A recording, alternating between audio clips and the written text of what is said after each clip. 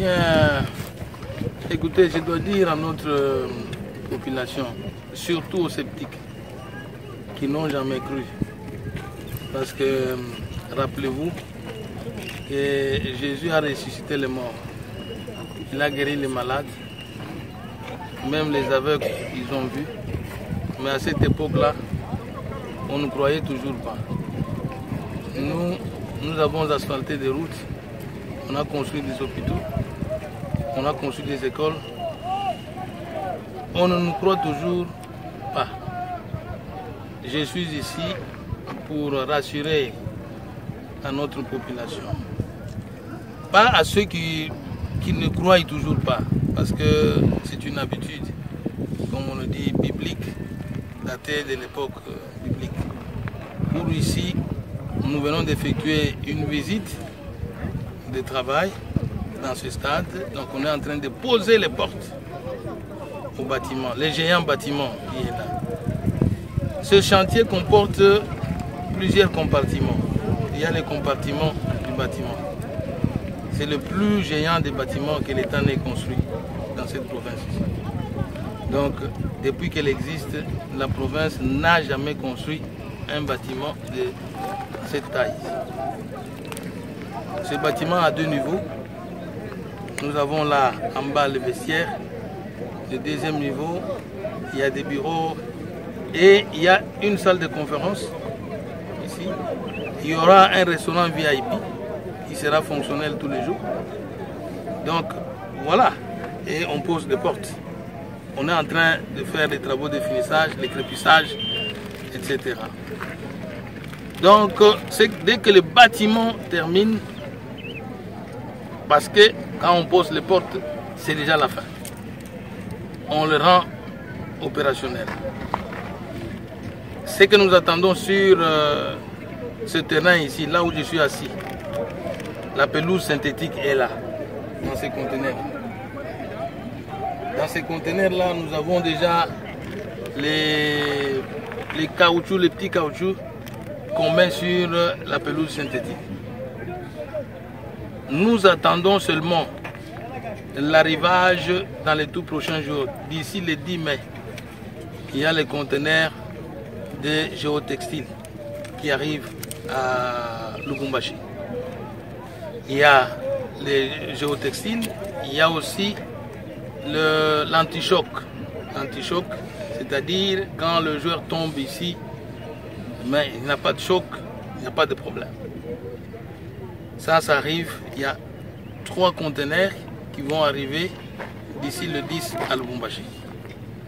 Et quand ça arrive, parce que là-bas nous avons déjà les poteaux qui sont là-bas, nous avons les bancs de touche, les bancs de réserve, nous avons déjà là-bas. Nous avons le tunnel qui vient automatique, c'est-à-dire il se déploie, il se renferme dès que le match se termine. Nous avons les chaises VIP qui sont là-bas. Nous avons les chaises pour tout le public. Nous avons les tôles pour couvrir tout ce stade ici. Comme vous le voyez, si la population se met debout dans ce stade, elle va aller jusqu'à 80 000. Mais les places assises, aérées, parce que j'ai été à Lubumbashi, j'ai vu le stade de Lubumbashi, j'ai été au stade TP Mazembe. Nos gradins ici, c'est le double des gradins du stade de Lubumbashi, stade Kibasa, stade Mazembe. Celui de l'Obied aussi. Donc de l'Obied. Ici, nous avons la capacité d'avoir des places assises aérées pour permettre que les gens passent devant, passent derrière.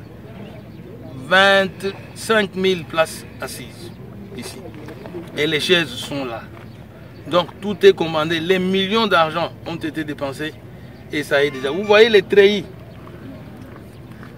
qui sont durs ici pour empêcher le public qui veut accéder sur l'aire de jeu de ne pas y accéder. Vous en avez vu, il y en a en réserve qui équivalent à ce qu'on a posé. C'est-à-dire à tout moment, s'il y a quelque chose qui bouge, on remplace. Donc je dis à tout le monde que d'ici 100 jours, le stade sera opérationnel. Donc on va commencer à jouer les matchs.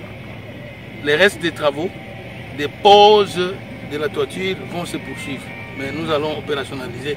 Ça, les gens vont commencer à jouer les matchs ici, ainsi de suite. Excellence, manifestement, ce chantier engloutit des millions.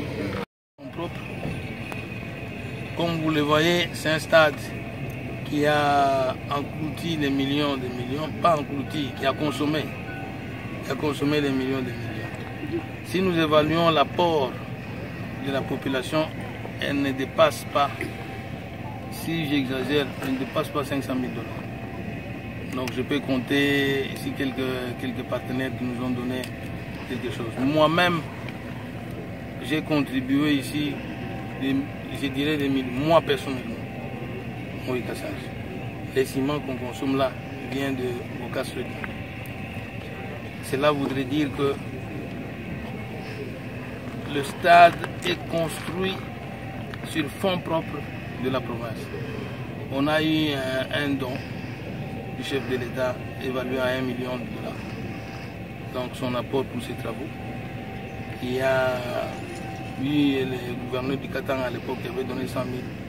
Les autres 100 000, nous avons eu Tareka, nous avons eu des Rosa, Sénakaraoun. Donc on a eu les 100 000. Parce que j'entends les gens dire bon, on a donné un 100 000, on en a eu ici. Alors cet argent n'est pas entré dans les poches de Ngoï Kassange. Cet argent a été destiné aux travaux que vous voyez. Vous êtes ici au stade, vous entendez que les machines tournent. C'est-à-dire que le travail s'est fait. Les travaux continuent, c'est poursuivre. Les travaux ne sont pas à l'arrêt, comme j'entends les gens dire. Nous sommes ici à 3 ans, quelques mois. Je veux dire que le stade de Martyr a été construit pendant 5 ans. Les Chinois ont construit pendant 5 ans le stade de Martyr. Le stade de TP Mazembe, c'est environ 4 ans qu'il a été construit. Le stade de King, ça a pris 4 ans et demi, quelque chose comme ça. Mais ici, nous en sommes à 3 ans.